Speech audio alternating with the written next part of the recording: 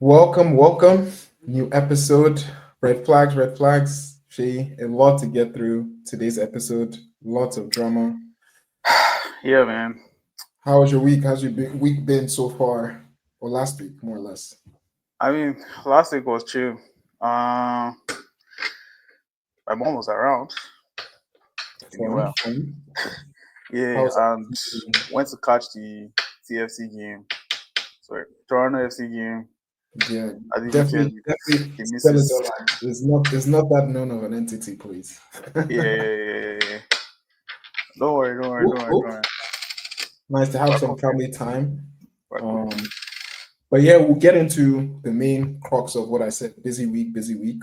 We'll start with NFL because a lot of headliners have occurred from the Bruh. not free agency, trade market signings. Tell us a little bit about what went down this week. Yeah, I mean, just to quickly get through it, like some contract issues we raised on like previous episodes. Terry McLaurin with the Commanders finally signed $96 million. Wasn't what That's he it. wanted, but I guess they found the compromise. Trey Hendrickson signed. Well, I don't even think it was an extension. It was just a 1 year deal, but more money, Increased his pay. basically. Yeah. Yeah, but the main guy, look away, Dallas fans. Micah Parsons was traded to the Green Bay Packers. The Cowboys receive defensive tackle Kenny Clark and two first round draft picks for 26 and 27. And yeah, essentially, Micah signed 4 years, $188 million, 120 million fully guaranteed. Biggest non QB deal in the history of the NFL. That got paid. Big ups, big ups his agent, David Was it Mulugeta. 150 million guaranteed, if I remember? Bro, 120 million fully guaranteed, man. Bro, that was Big just. money. I Big think that money. was more than the entirety of CD Lamb's deal. Like, bro. That was just. Well, yeah, No, like, Yimika, I think I just need to ask you, like, I don't know, what do you think? Your thoughts? yeah, I think a lot of people have spent time worrying about Dallas and sort of talking Dallas drama, Jerry drama, and what are the implications and things of those sorts. I'm not as focused on that because, to be very honest, I didn't see Dallas as really a top team in the conference. I kind of saw them as lagging behind, and to be very honest, getting two first round picks, um, Hmm. Clark is not a scrub. I mean, he's a good interior. Stopper. He was someone who's been a all defensive pro. Maybe towards the tail end of his career at 29. But he's Maybe still a 3 years solid older. I guy. think it's 3, 4 years Yeah, older yeah. than Micah. 3 years older. But the main thing is that they have two first round picks that they can add value. Although those first round picks are not going to be super high picks because Green Bay is slated to be good next couple of years, and that's why I said I want to focus more on Green Bay because Green Bay 2 years ago they beat Dallas to I think Yeah. that was a wild At, card game to at make it Jerry to the World, playoff. bro. Nah, that was the divisional game. The Cowboys were number one seed that year. Yes, okay, yeah. And then they They played thought the they thought that Eagles was and their year, they beat man. the Eagles. Um, this past year they played the Eagles. They lost to Eagles. But the point I'm just trying to make is that they've been a team that have been on the playoff. Um, they've been consistent with the playoff, pushing upwards in terms of this, and I feel like Micah gives them a little bit of edge to Okay. actually make it over the hump. Are they going to the Super Bowl this year, Yimika? Yes or no? Like all this your analysis, we don't need it. Guys, we don't need it. Just tell us, Yimika, are they going to win the NFC and go to the Super Bowl? Over your No, Eagles, by the way. I must no, put that's exactly why. Of course not. My team has consistently done wise things and made wise decisions. fair enough. But for me on the deal, like I see everybody getting angry. Oh, like what are they going to do with the first round draft picks? Like Green Bay is going to finish well every season. But Is Dallas going to finish well? No. So you draft someone quite high, and you still have another first round pick. If they know what they are doing, I think they will be fine with You those see, draft picks. I would agree with what you're saying if they went ahead and drafted someone like Shador, because then it would have been clear like they were doing a transitional move and they didn't want to sort of have like a huge dip, similar to how the So Eagles which drafted which Jalen Hurts. which gets me to my second point that I was going to make, right? I feel like my only issue with the deal is the timing, the timing of when it's happening. If they were going to trade him, they should have traded him earlier. But I mean, we can use the next episode to talk about Dallas if we still want to get into Yeah, no, this. no, you're right about the timing. I've heard some analysts or insiders talk about how GMs felt like they would have paid more for that same player, like giving up more draft picks, more player value. So similar thing also with Luca, when a lot of people talked about how they would have given more draft picks, they would have given more players. Most of these kind of deals, the players, the team just wants to get it done, and I think that's really and truly what went down. But we'll see how this pans out for Dallas and the NFL going forward. We'll just pivot a little bit now towards college football because this was the inaugural kickoff week where we actually saw the big players, big time players, perform or not perform. I think we'll start from those non-performing teams. Shay, tell us who was cooking beans in college football this week. I'm already shaking my head, guys.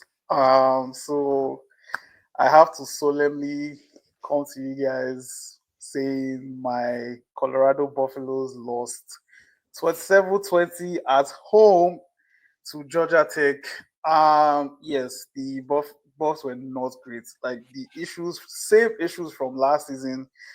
Run defense, absolutely non-existent. Like, come on, those guys. Like we allowed 47 rushes for over 300 yards. Like it was not great. It did not look great at Quarterback all, had like 150 of those. bro. Like we couldn't stop those guys. Like man, One of the like key ones at the end of the game. it just brought back memories of the Kansas game that cost us a playoff spot last year. Like Coach Three Prime, interceptions, please just 7 points. fix fix up, guys. Fix up, Three guys. interceptions and just 7 points. Bro, Georgia Tech had 3 turnovers in the first quarter, and we only scored 7 points. So it was That's all two you guys need interceptions to and know, one fumble. One fumble, bro. sorry. Like that is all you guys need to know. Like 3 turnovers and they won the game. Please Don't let's cry, move don't on. cry, don't cry, don't Let's cry. move on, Tell us who else was not performing. man. Alabama, Yeah. Roll Tide, Crimson Tide, anything Tide. Yeah.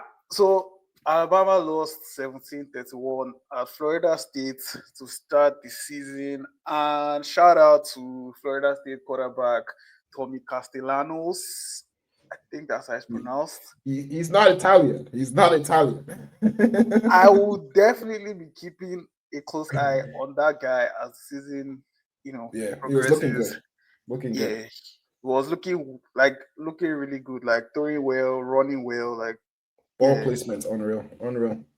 yeah. But I mean, good luck to Alabama. Like this is definitely not Coach Saban's team anymore, and we Those wish days are them all the long best for gone. the season. We wish them all the very best. But I mean, the game of the week or weekend, Yimika, why don't you take us through number one Texas at the Ohio State, please? We're not allowing OSU from your mouth. The Ohio State. Yeah, that's fine. That's fine. The Ohio State. Wow, I almost pulled the pulled the Yoruba. God. um, the Ohio State Yeah. showcased that they are actually the best team right now. Picking up where they left off from the national championship, ranked third, which a lot of people might have looked and said possibly a disrespect to them. because of a lot of talent was lost to the NFL, both from the offensive line, defensive line. But they have a new quarterback who they seem to have bedded into the team pretty well. Mm-hmm. Seyi, is that how you pronounce his Yeah, name? same.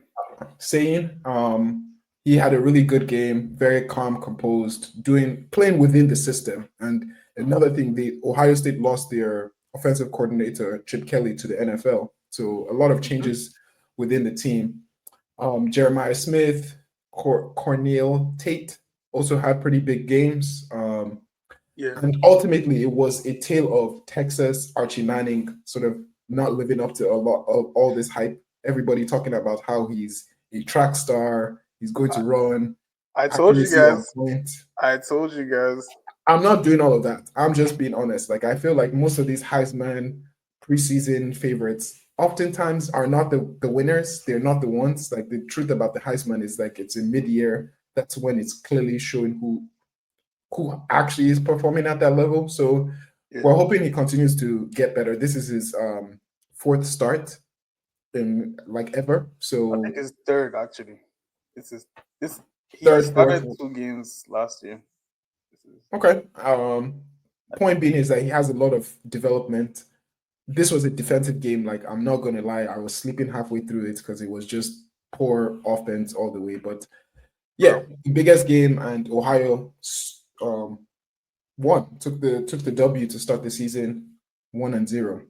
The other big game was Clemson against LSU. That Yeah. was also a little bit of a slower game, pretty defensive, a lot of stops, starting, not really a lot of fluid play. But I think this is actually a positive for LSU, who have always been seen as that team that has like, a lot of these big offensive players, but not being able to close out games from a defensive side of things. Their cornerback had a big pass breakup towards the end of the game to sort of shut down Clemson's comeback hope, which is very atypical for LSU. I don't think they've had any dominant defense since your Tyrann Mathieu days, and Tyrann Matthews has retired from the NFL, so that's quite a while ago. But yeah, it's good to just see LSU back.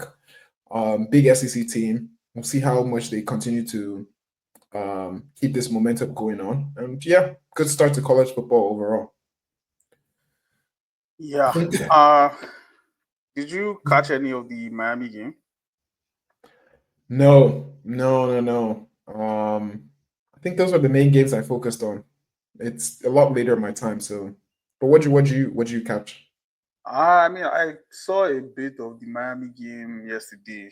I mean, normal Michael Levin going crazy on the sidelines. Miami won the game 27-24. At some point, 20.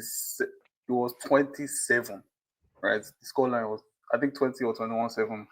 And yeah, I mean, Notre Dame tried to come back, but I didn't watch most of the game because at some point I switched over to League's Cup to watch Messi have a stinker of a performance against Seattle Sounders to ultimately lose that trophy. But yeah, Fabrizio will talk about that. It's not Ronaldo that lost. So I mean, we'll get to football later. I mean, No. I think this is a good time to speaking pivot into of, football. We yeah, can start with Fabrizio. Here we goes, because today was the transfer deadline for a lot of European teams, the Premier League, France, yeah, the top five leagues. PL and Europe basically. Turkey will be, I think, in another 2 weeks. Same with Saudi. But Yeah, yeah, do you want to start so us off, just Yinka?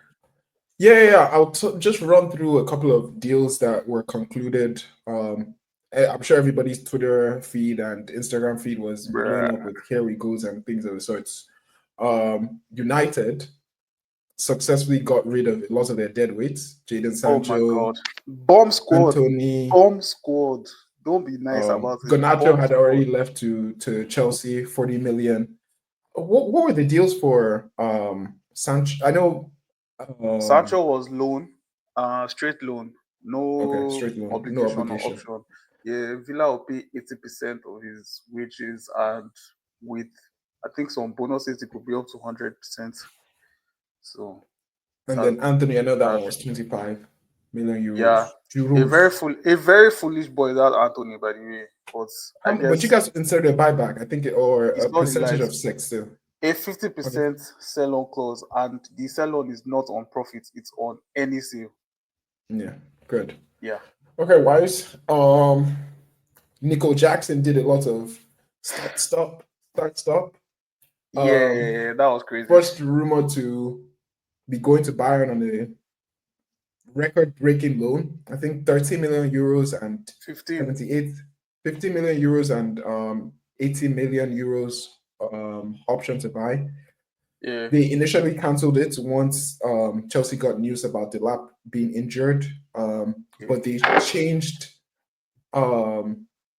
They basically called back Guéhi, who was on loan with Sunderland. Sunderland. Yeah, Sunderland, and then they allowed Jackson's deal go through because obviously the money that they were getting from Jackson was just ridiculous. yeah. So Guéhi comes back. Crystal Palace had a lot of start-stop too. Mark Guéhi, wow, Bro, there's a lot of different G names. Was supposed to sign for Liverpool for I think 35 million and some add-ons, and add-ons. Yeah, yeah, but that deal was sort of scrapped by Crystal Palace because they couldn't get anybody in. I don't know. I think that's kind of reckless because by January he can sign a contract to become a free agent. So I would have taken just that L. yeah. About that, like, is there really no option on his contract? That's crazy.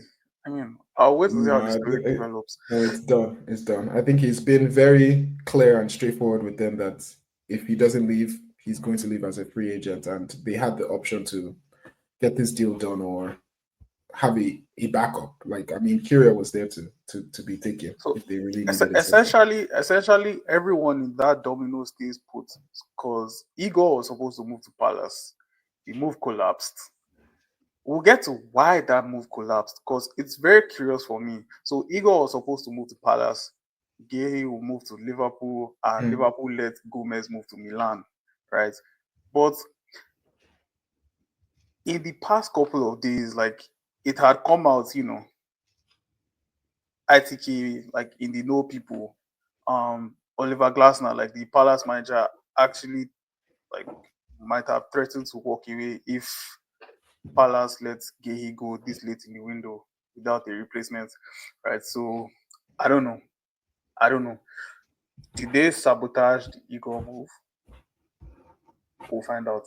Conspiracy theory, guys. This is We'll what I never do. know. This is what I do. This is what I do. But let's Yeah, carry on. those Twitter guys. No, tell us a little bit more about some other deals. All right, the big deal. I mean, like the deal of the summer, like I mean, Kind of snuck under the radar, to be very honest. what is a deadline day without a big, earth-shattering deadline day move? Alexander Isak finally completes his 125 million pound move from Newcastle to Liverpool. Apparently he had to forgo his loyalty bonus, and yeah, Yoawisa moves to Newcastle, and I they think that already was signed. expensive. 55 million. 55 million. Contract is coming up. Brentford didn't want to sell, right? So His Newcastle ended up contract is paying over coming the up. odds. 1 year left on Newcastle, his deal. Newcastle paid over the odds for anybody they got, even the German guy they got, right? Like they paid over the odds for that guy. But I mean, it is what it is. You do business late in the window, you pay over the odds. Thank God Manchester United is under new executive leadership these days. We do our business early. So yeah, speaking of bomb squad, Arsenal's bomb squad has actually seen some movements with the exception of your Ukrainian fighter, Zinchenko. Zinchenko is not letting Bro go is, of his 150k, bro. bro is chilling on 150k. Like, there's no reason for him to downgrade his lifestyle. Why would you do that? Are you in London? His move to Marseille was just I don't know. We just heard it collapsed. No reason, no medical failure. No, I that mean, that that Zinchenko deal, like I knew he wasn't going to move because I don't know. France is definitely not the caliber of things. If he's not moving to another Prem team, I don't realistically see it being executed. I think this is again another player that Arsenal is going to have to bite the bullet and let go on it free. Ridiculous, but yeah, it's just, I think similar to my Sancho. That guy would rather die than accept a permanent move away from United. but if you pay Uh these guys like this, bro, who are you to we're hate? we are we are we are essentially in the same situation, suffering from the I think sins your of situation is a little bit past different, but management, as far as I'm Sancho is like concerned. Because Ineos didn't give Sancho this contract, bro. All the Arteta people they gave are this guy, struggling to sell, they or didn't give. Arteta stroke. I Eddie mean, gave him. it wasn't under better, right? So you can allow it. You are headed in a new direction now. Your nice business. But yes, Sambi Lokonga, Fabio Vieira both moved to Hamburg in Germany. Undisclosed fees. Yeah, When we struggle, we're undisclosed not fees, getting nothing out but of them. I mean they're off your books. And I mean, I would expect you guys to at least do what United is doing, which is try to, break even, right? Like you don't record a loss, at least in Yeah, PSR terms, whatever you from get for the the player. amortization value of the player. Yeah. So I mean, these are just like we just have to accept them. It's all part of No, moving forward. and the reason why maybe I'm more frustrated, or I see Mhm. it as a systematic issue with Arsenal is, we look at someone like Reece Nelson, who also got his move. I think he also went to Brentford after Wisa left. Um, but throughout the whole transfer window, he was linked to Fulham, right? Everybody was talking about the loan, talking about with option to buy and all these kind of deals. Very like friendly for the buying club and less for us. That same club managed to fork out 25 or is it 20 million for an unknown Chelsea academy prospect. Not unknown. Obviously, George has made some appearances for Chelsea. But the point Bro, I'm just trying to make is that he has not played as much times as Reece Nelson and has not been able to demonstrate more potential or more value than anybody else. So in my mind, it's like, what does it take other than he looks like Saka? Maybe because he looks like Saka. And you're just evil hoping and Saka. praying. Evil Saka. You're just praying and hoping that he looks like this guy, so maybe he will be as good as this guy. And Reese doesn't look like Saka, so you're just like, yeah, he's probably not going to be as good as Saka. I don't know. I just don't know what is the juju that Chelsea has that they're able to get these other small English clubs to fork out. Like, what is it? Burnley, Would Sunderland. Like, would how many def- of these? would, de- would definitely get into Chelsea's, transfer window manipulations more next week. We'll be having No, some we guests from will. next week, by the way, but Transfer window this is special where we'll review what has happened from different teams' perspective and overall make sure that we have a good understanding of what this season is looking like based on the activities that clubs have been able to do over the weekend. No, that concluded today, sorry, over the summer. Oh, Yeah, your I last think guy, Hinkapi. You guys completed Hinkapi today. yes, forgot Yeah. to even announce that too. One last hijack in a window of Yeah, at this hijacks. point, like Tottenham don't even act like they were in for him. I mean, They're to be fair, just they hijacked Juventus move for no. what I they think call it. Juventus. Juventus pulled out because they couldn't agree with PSG, and the reason they couldn't agree with PSG was because there were other parties interested, right? But I And think they got a Juventus better settled player for with Openda. they settled for Openda. I don't think Is it's he a second. better? I Is think it's he better. better? I Okay, think it gives them something different. we'll see. Yeah. We'll see. We'll see. Um. Yeah, and we forgot to mention Tottenham, Xavi Simons. That's another. I mean, let's throw them their bones here and there. They Bro. hijacked Chelsea's deal. Well, yeah. Sticking with Spurs, it may not all work out. I mean, it may not all work out. Uh, zero shots on or off target in the first half. took an L against Bournemouth. Not looking good for Spurs. We're in September now. The good days are looking like they're over. I mean, City lost at Brighton. You wouldn't hear a lot of the noise. Yeah, late comeback from Brighton too. Late poor City defending, and they also got rid of some defenders. Akanji left. Yeah, Edison left. They got Donnarumma. it'll be all right. It'll be all right. But we will be remiss to not talk about the Premier League game of the weekend, and I will just pack that with Yimika. Let's hear your thoughts on As you can see, no your no no outing no yesterday. jerseys are hanging this week. We The have no listeners, effort for all the of that. listeners and viewers don't care about that. We want to hear from you. We want to hear from No. I think altogether just a disappointing performance from the team. The first half dominated the play, but still weren't creating chances. I think that's the biggest issue that Bro, I have with Arsenal so far. lowest XG game for a while. Like both teams. I don't think you guys had a combined 1 XG. I mean, again, the defense was stout from both teams. Less from Liverpool, to be very honest, because I think there were places to expose. Who's their left back again? Kirkes. Kirkes was Because on skates a little bit with Maduke's directness and sort of yeah, him running in. people keep saying that, but I felt he kept up.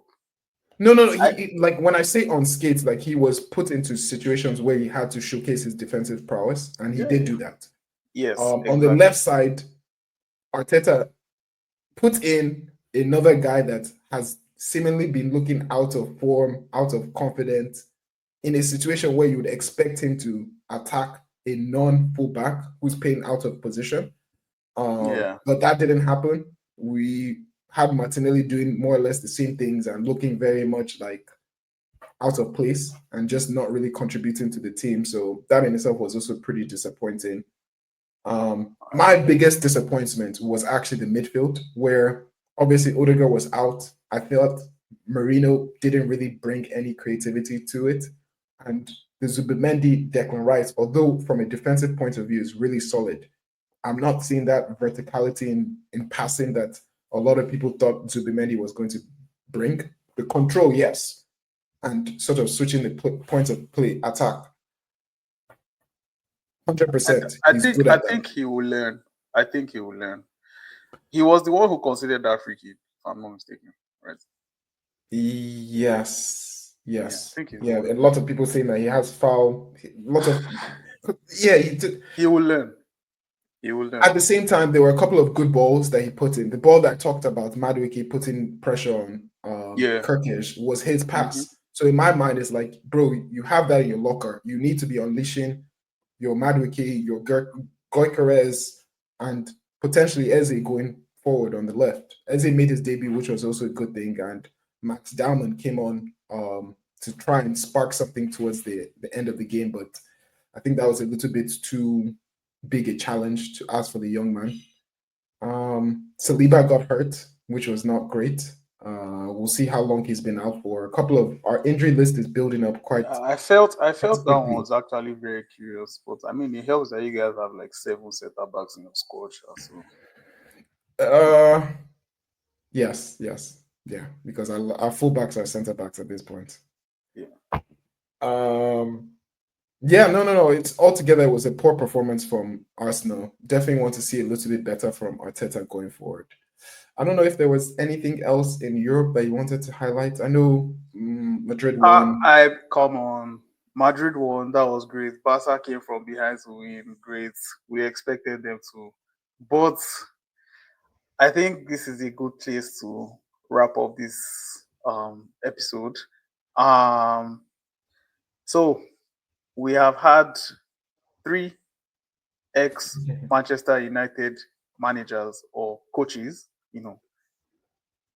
get fired in the span of 4 days. Oli, Jose Mourinho, and Eric Ten Hag. My Let the club people know does where know how Ole is to pick playing. them. My club definitely knows how to pick them. What team was Ole coaching? Besiktas, I think. Besiktas, Oli, Jose Fenerbahce, Eric Ten Hag, Bayer Leverkusen. I think the only person that I'm feeling bad for is Ten Hag because Mourinho didn't qualify for I'm sorry, the I can't feel Champions bad for League. him. I'm sorry. So yeah, that's fine. But yeah, Ten Hag, like Bayer Leverkusen has literally sold three starting defenders, three They sold like two 8 starting guys. midfielders. They sold like 8 of their key players. I get it. I get Bro, it. They like did it they've dirty. gotten the They whole did it team. dirty.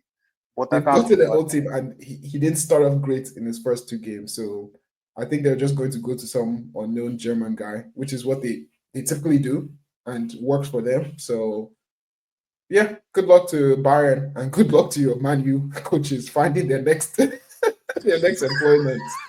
Maybe they can come and join backroom staff. Don't worry. Jose will be back in Premier League. Just not at United, inshallah. Anyway, thank you guys for listening. And yes, don't forget, keep telling a friend to tell a friend. Like, share, subscribe, guys. See you next week. Yeah, and like we said, next week, and we're going to have an interesting guest special review of the transfer window. A couple of good insiders giving their point of views. So tune into that. Should be an interesting, little different format. And yeah, have a good week. Bye. Bye, guys.